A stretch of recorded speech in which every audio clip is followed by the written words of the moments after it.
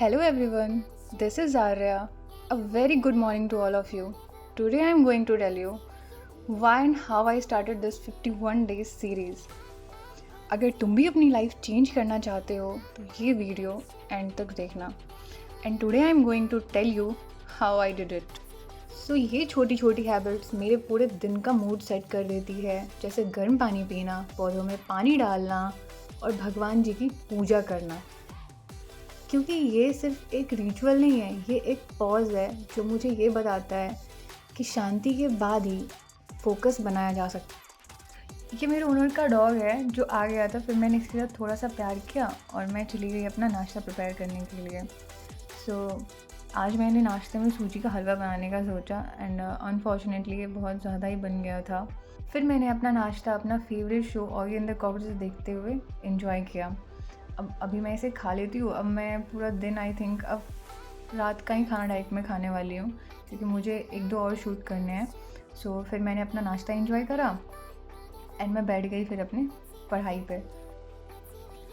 सो आज से मैं 51 डेज चैलेंज स्टार्ट कर रही हूँ एसएससी सीजीएल जीके जीएस के लिए. अगले 51 दिनों तक मैं अपने आप को खुद को थोड़ा बेहतर बनाने की कोशिश कर रही हूँ. अगर आप भी किसी कॉम्पिटिटिव एग्ज़ाम या किसी गोल के लिए मेहनत कर रहे हैं तो आइए इस जर्नी का हिस्सा बनिए. हो सकता है हर दिन परफेक्ट ना हो, बट हर दिन एक कदम हम आगे ज़रूर जा सकते हैं. Day 1 starts now, no excuses, just consistency. क्योंकि मैं यहाँ किसी से रेस नहीं करने आई हूँ, बस कल से खुद को बेहतर बनाने की कोशिश कर रही हूँ. अगर तुम भी अपनी लाइफ चेंज करना चाहते हो तो प्लीज़ इस वीडियो को एंड तक देखना. मैं ये फिर से बोल रही हूँ. तो सबसे पहले मैंने सारे सब्जेक्ट्स के इम्पॉर्टेंट टॉपिक्स को नोट डाउन कर लिया. जैसे हिस्ट्री तो 3 भागों में डिवाइडेड है, एंशिएंट, मिडाइवल और मॉडर्न. मैंने इनके सारे इंपॉर्टेंट पॉइंट जैसे दिल्ली सल्तनत, Mughal empire, Akbar Babur and Ashoka, Chandragupta, Indus valley civilisation, then Vedic period, Maurya and Gupta empires, इन सबको अच्छे से नोट डाउन कर लिया क्योंकि मेरे लिए सबसे ज़्यादा इंपॉर्टेंट टॉपिक यही है क्योंकि ये मेरी सबसे वीक पॉइंट्स हैं. ये कर लेने के बाद, सारे पॉइंट्स को नोट डाउन कर लेने के बाद मैंने मार्कअप कर लिया अच्छे से ताकि मैं इन्हें भूलूँ ना और ये मुझे ध्यान में रहे कि हाँ मुझे इन टॉपिक्स पे स्पेशली फोकस करना है. उसके बाद फिर मैंने ज्योग्राफी का देखा. ज्योग्राफी में भी 3 पार्ट्स हैं, फिज़िकल, इंडियन एंड वर्ल्ड. तो फिजिकल ज्योग्राफी में सबसे इंपॉर्टेंट जो मैंने पॉइंट्स लिखे हैं वो अर्थ स्ट्रक्चर्स, एटमॉस्फेयर्स, क्लाइमेट, माउंटेन्स. फिर मैंने इंडियन ज्योग्राफी में भी पॉइंट आउट किया जैसे Himalayan mountain, major rivers like Ganga, Yamuna, Brahmaputra. इन सबको मैंने अच्छे से पॉइंट आउट कर लिया ताकि मैं इन सब चीज़ों पे स्पेशली फोकस कर पाऊँ. फिर मैं चली गई डायरेक्टली वर्ल्ड ज्योग्राफी पे.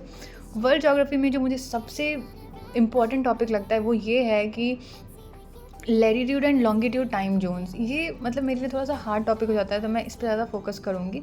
फिर मैं पॉलिटी पे आ गई.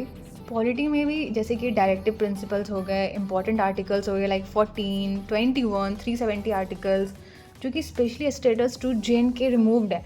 एंड प्रेसिडेंट्स में PM, parliament, power, term, elections and duties, इन सबको मैंने हाईलाइट किया है. मुझे इन सब टॉपिक्स को बहुत अच्छे से पढ़ना है क्योंकि ये टॉपिक्स मेरे बहुत वीक हैं. उसके बाद फिर मैं आ गई इकॉनमी पे. इकॉनमी का सबसे जो इम्पॉर्टेंट टॉपिक है मेरे हिसाब से वो है जीडीपी. सो जीडीपी को मुझे अच्छे से पढ़ना है इन 51 डेज़ में. फिर बजट लेना है. फिर ये economic reforms like LPG, liberalisations, privatisations, globalisations, schemes को भी देखना है मुझे, जो उज्ज्वला योजना, इन सबको देखना है क्योंकि ये बहुत इंपॉर्टेंट है. उसके बाद फिर मैं आ गई जनरल साइंस पे. जनरल साइंस में मैंने फिजिक्स, केमिस्ट्री, बायोलॉजी, ये मेरी थोड़ी सी मतलब अगर आप मैं ये बोलूँ कि हाँ ये मेरी वीक है तो मेरी ये वीक नहीं है क्योंकि 12th में मेरा पीसी भी था तो इस हिसाब से मेरी फिजिक्स, केमिस्ट्री, बायोलॉजी अच्छे हैं तो मुझे इस पर ज़्यादा मेहनत करने की ज़रूरत नहीं है. हाँ, अगर मेहनत करने की ज़रूरत किसी चीज़ में है तो वो है स्टैटिक जीके. स्टैटिक जीके में प्रॉब्लम ये है कि इसमें सारी चीज़ें ना मतलब न्यूमेरिकल वाइज है.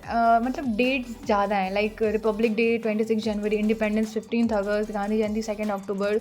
ये सब तो बहुत बेसिक है जो हम बचपन से ही याद करते हैं. इसके बाद बहुत सारी ऐसी चीज़ें हैं जो हमें याद नहीं रहती तो उन सब चीज़ों को मुझे स्टैटिक जीके में फॉलो करना है.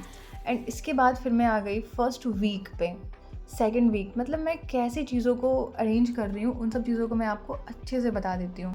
सो मैंने डिसाइड किया है मैं फर्स्ट वीक यानी कि 1 से 7 डे हिस्ट्री कंप्लीट करूँगी. सेकंड वीक में मैं 8 से 14 डेज़ के बीच में medieval plus modern history complete करूँगी. थर्ड वीक में मैं डे 15 ज्योग्राफी करूँगी, फोर्थ में polity, fifth week science, six week biology plus economics and seventh week मेरा लास्ट होगा स्टैटिक जीके का। इसके बाद डे 50 और 51 में मैं PYQs लगाऊंगी सारे करंट अफेयर। तो ये था मेरा 51 डेज़ का स्टडी प्लान, जिसे मैं बिना स्किप किए हुए रिकॉर्ड करूँगी और आप सबके साथ शेयर करूँगी। Thank you so much for watching.